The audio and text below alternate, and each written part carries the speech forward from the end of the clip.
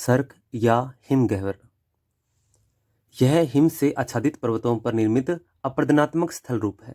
तो आप इसमें आपके दिमाग में इस प्रकार का चित्र बनना चाहिए कि कोई स्थल भाग है जो कि हिम से ढका हुआ है, या कोई पर्वतीय क्षेत्र है जो कि हिम से ढका हुआ है।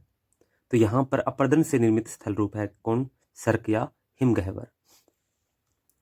सर्क हिमनद घाटी के शीर्ष पर निर्मित अर्धवृत्ताकार या कटोरे के समान या गहरी सीट वाली आरामदायक कुर्सी के समान दिखाई देता है।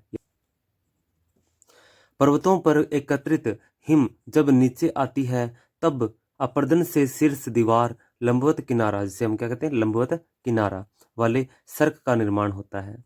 सर्क की तली में सर्क बेसिन तथा जहां सर्क समाप्त होता है उसे चोकता कहा जाता है। तो मान लीजिए यहाँ से हिमनद की घाटी बन जाती है, तो घाटी में किस प्रकार से ऐसे हिम प्रवाहित होती है इस तरफ, तो आप देखेंगे कि यहाँ से हिम प्रवाहित होती है तो यहाँ पर एक घाटी बन जाती है, और फिर उस घाटी के शीर्ष पर यानी इस पर्वत के ऊपरी भाग पर यहाँ अर्धवर्ताकार कटोरे के समान, जैसे ये कोई पर्वत है, ठीक है, ये बर्फ से ढका हुआ है, तो यहाँ पर एक कटोरे के समान आकृति बन जाती है। क्या बन जाती है? कटोरे के समान आकृति बन जाती है। तो इसे हम क्या कहते हैं? हिमगह्वर या सर्क कहते हैं। इसमें से प्रवाहित हिम इस प्रकार से यहाँ से इसमें गिरता है, फिर यहाँ से प्रवाहित होता है, तो यहाँ पर ये काफ़ी इकट्ठा हो जाता है। तो ये लंबवत दीवार यानी शीर्ष जो दीवार है वो लंबवत ढाल वाली होती है। ये ढाल जो है बिल्कुल तीव्र ढाल बन जाता है, और यहाँ पर बेसिन बन जाती है, ठीक है। तो यहाँ पे सर्क बेसिन बनती है, और फिर यहाँ पर एक चोकता बन जाता है जहाँ से हिम आगे देखो इस प्रकार से आगे प्रवाहित हो जाती है। तो इस भाग को क्या कहेंगे? चोकता कहेंगे। तो ये तो अपने इसको साइड से देख रहे हैं, सामने से देखने पर हमें, यानी इसके सामने यहाँ से देखने पर हमें किस प्रकार का दिखाई देता है, इसके लिए एक और चित्र बना लेते हैं अपने।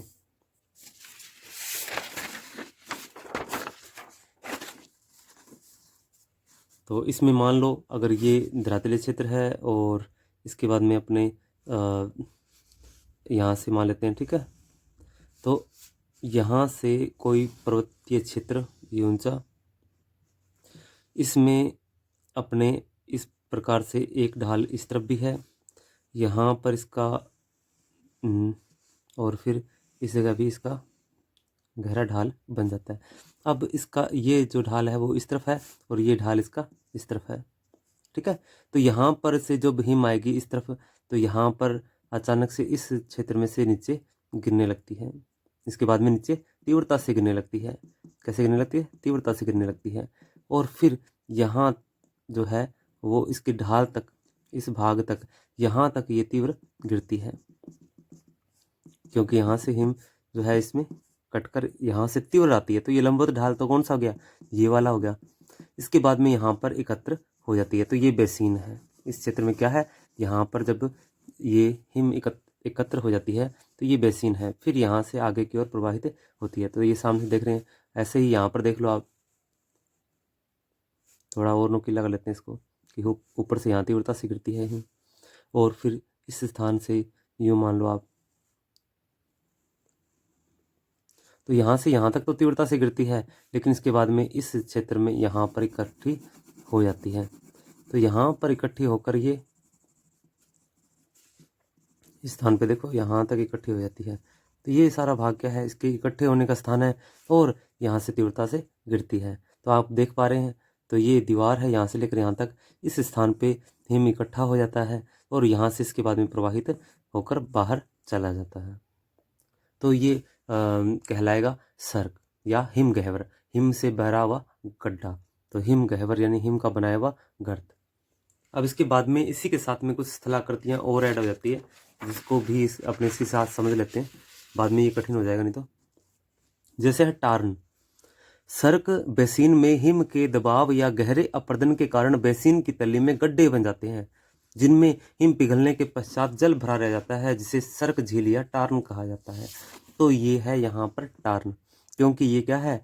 ये सर्क की बेसिन है। इस बेसिन के अंदर यहाँ पर कुछ छोटे छोटे गर्त बन जाते हैं। कैसे?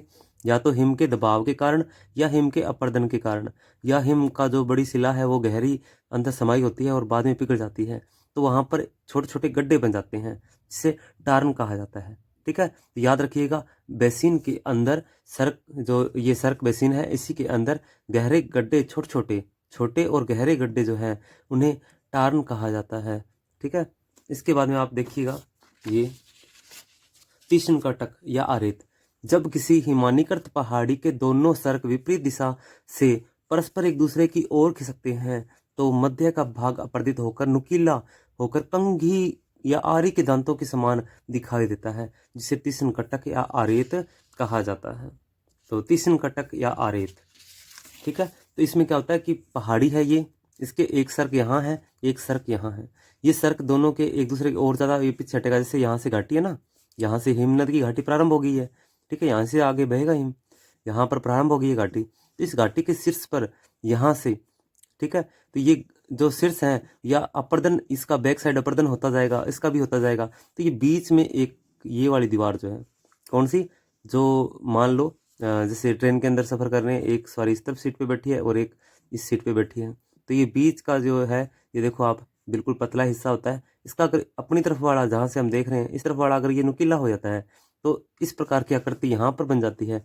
तो ये भाग जो है वो नुकीला होगा, क्योंकि इस तरफ से भी कट रहा है, इस तरफ से भी कट रहा है, तो ये बीच का भाग क्या हो जाएगा, नुकीला।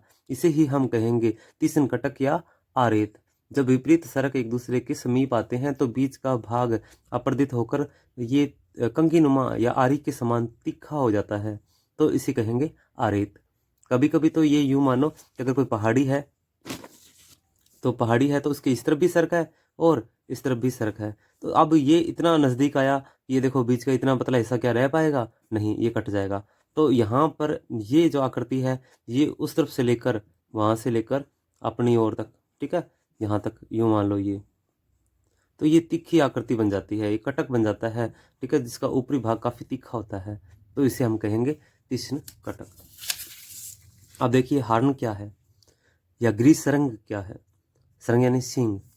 जब किसी पहाड़ी के चारों ओर कई सर्क बन जाते हैं और लगातार अपघर्षण द्वारा पीछे हटते हुए एक पहाड़ी यानी पिरामिड के आकार की चोटी का निर्माण करते हैं तो इस चोटी को हार्न कहा जाता है। तो एक पहाड़ी के जब चारों ओर, मान लो ये पहाड़ी है तो इसके चारों ओर, इस तरफ भी उस तरफ भी, तो ये चारों तरफ के अगर ये सर्क बन जाते हैं तो ये आकृति कुछ इस प्रकार से बन जाती है। ये पहाड़ी तो शेष रह जाएगी, ये सर्क इसके पास में यहाँ रह जाएंगे। ये इस तरफ भी सर्क है, इस तरफ भी सर्क था, इस तरफ भी सर्क था, उस तरफ भी सर्क था, तो ये सारे सर्क एक दूसरे के निकट आने लगते हैं तो ऊपर पिरामिड जैसी आकृति दिखाई देती है। ये दिखाई दे रहा होगा आपको पिरामिड जैसी आकृति, तो पिरामिड जैसी आकृति दिखाई देने लगती है तो इसी को हम क्या है, हार्न या गिरिसरंग कहते हैं।